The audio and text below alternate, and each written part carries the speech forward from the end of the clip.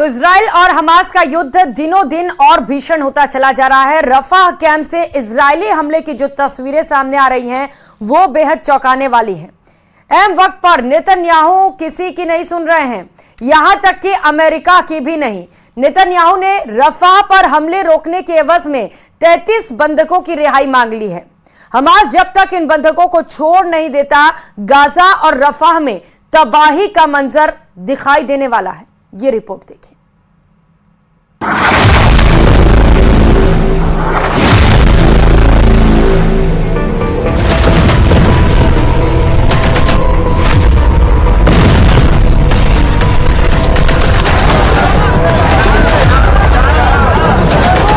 धुएं का उठता गुबार,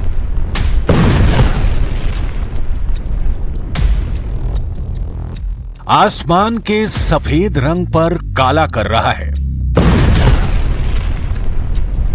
बम के धमाकों की गूंज गाजा के गली गली में खून बहा रही है और इस बीच मदद के लिए आकाश से गिराए जा रहे भूखे पेटों के लिए भोजन। गाजा में जिंदगी और मौत दोनों का फासला मिट गया है।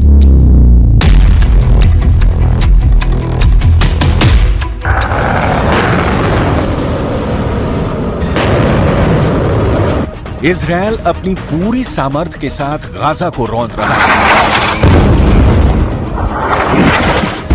प्रचंड युद्ध के आगाज के बाद गाजा के निवासी सुकून का एक पल भी गिन गिन कर जी रहे हैं। पता नहीं कब बम का गोला गिरे और जान चली जाए। गाजा की सबसे लेटेस्ट रिपोर्ट आपको आगे दिखाएंगे। उसके पहले एक चौंका देने वाली रिपोर्ट जो बताती है कि गाजा की मिट्टी बारूद से नहा चुकी है। तबाही किस लेवल पर और कितनी हुई है, ये देखकर आप सन्न रह जाएंगे। गाजा की बर्बादी के इनसाइड स्टोरी जो पश्चिमी मीडिया में छप रही है, वो दिखाने से पहले इजरायल के प्रधानमंत्री बेंजामिन नेतन्याहू के लिए एक बुरी खबर आई है, वो देख लीजिए। बेंजामिन नेतन्याहू को डर है कि आईसीसी यानी इंटरनेशनल क्रिमिनल कोर्ट उनके खिलाफ अरेस्ट वारंट जारी कर सकता है। ये कार्रवाई गाजा में इजरायली एक्शन के मामले में हो सकती है। इसके लिए दक्षिण अफ्रीका समेत अन्य देशों ने याचिका दाखिल की है।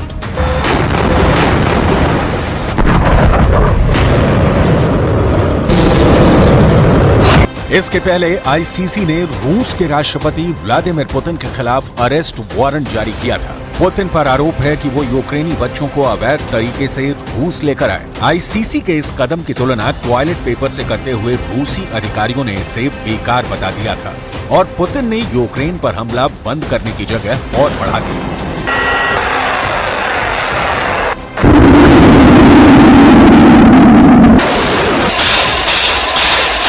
इंटरनेशनल क्रिमिनल कोर्ट की ताकत कितनी है? क्या आईसीसी पुतिन और नेतन्याहू जैसे नेताओं को गिरफ्तार कर सकता है? इसकी डिटेल आपको आगे दिखाएंगे, लेकिन उसके पहले नेतन्याहू के नए इरादे देख लीजिए। नेतन्याहू ने कहा है कि मेरे नेतृत्व में इजरायल अपनी आत्मरक्षा और अधिकार को कमजोर नहीं होने देगा। इंटरनेशनल क्रिमिनल कोर्ट के किसी भी प्रयास को हम कभी स्वीकार नहीं करेंगे। मध्य पूर्व एकमात्र लोकतंत्र और दुनिया के एकमात्र यहूदी देश के सैनिक और अधिकारियों को गिरफ्तार करने की धमकी अपमानजनक है। हम इसके आगे नहीं झुकेंगे। नरसंहार करने वाले आतंकवादियों के खिलाफ हमारी लड़ाई जारी रहेगी। हम अपनी रक्षा करना कभी बंद नहीं करेंगे।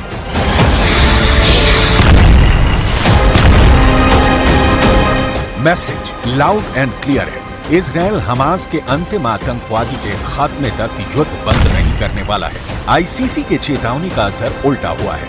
कयास लगाए जा रहे हैं कि आईसीसी के फैसले से होने वाले दबाव से ध्यान हटाने के लिए इजरायल कोई बड़ी कार्रवाई कर सकता है। ये ध्यान देने वाली बात है कि कुछ दिनों पहले ही नेतन्याहू ने ब्रिटेन और जर्मनी के विदेश मंत्रियों से मुलाकात की थी। इस मामले में मदद भी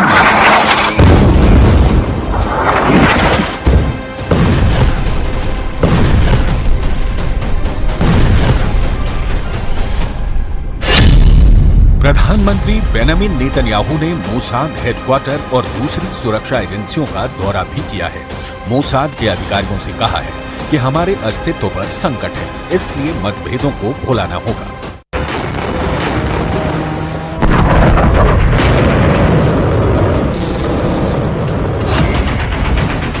मतलब इसराइल ने गाजा को नस्तो नाबूद करने के लिए एक और सीक्रेट प्लान की तैयारी कर ली है।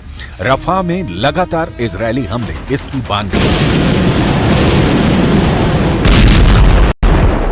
इजरायली प्रधानमंत्री बेंजामिन नेतन्याहू पर इंटरनेशनल क्रिमिनल कोर्ट का कोई असर नहीं है, लिहाजा ये समझना बहुत जरूरी है कि क्या आईसीसी के पास ऐसी कोई ताकत नहीं है कि वो इजरायल के खिलाफ कार्रवाई कर सके। इंटरनेशनल कोर्ट अंतर्राष्ट्रीय अपराधियों के खिलाफ मामला लेता है। नीदरलैंड के हेग में इसका बेस है और कुल 123 देश इसके सदस्य हैं। 2002 में बना ये कोर्ट वॉर क्राइम, मानवीयता पर खतरे, नरसंहार और दंगे फसाद के अपराधियों पर कार्रवाई की बात करता है, लेकिन इसके पास कोई पुलिस फोर्स नहीं है, यानी सदस्य देशों पर इसके फैसले को अमली जामा पहनाने की जिम्मेदारी होती है।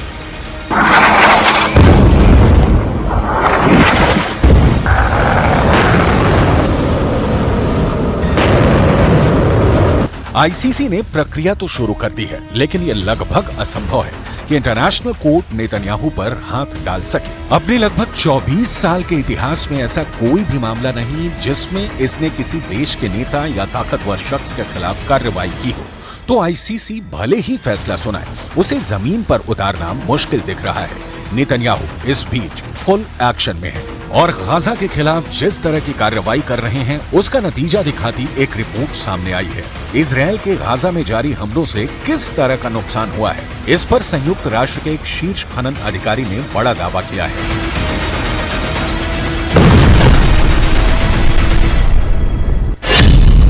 रिपोर्ट में कहा गया है कि गाजा में जारी युद्ध ने अब तक 37 मिलियन टन मलबा पैदा किया है। इस मलबे में बड़ी संख्या में बिना फटे बम शामिल हैं, जिनको हटाने में करीब 14 साल का समय लग सकता है। गाजा में प्रति वर्ग मीटर जमीन पर औसतन 300 किलो मलबा है। द गार्डियन की रिपोर्ट के मुताबिक गाजा में इस वक्त मलबे की जो स्थिति है उसे 100 ट्रकों के साथ हटाने। इस बुलेटिन में फिलहाल इतना ही। खबरों का सिलसिला जारी है, आप देखते रहिए न्यूज़ 18 राजस्थान। नमस्कार।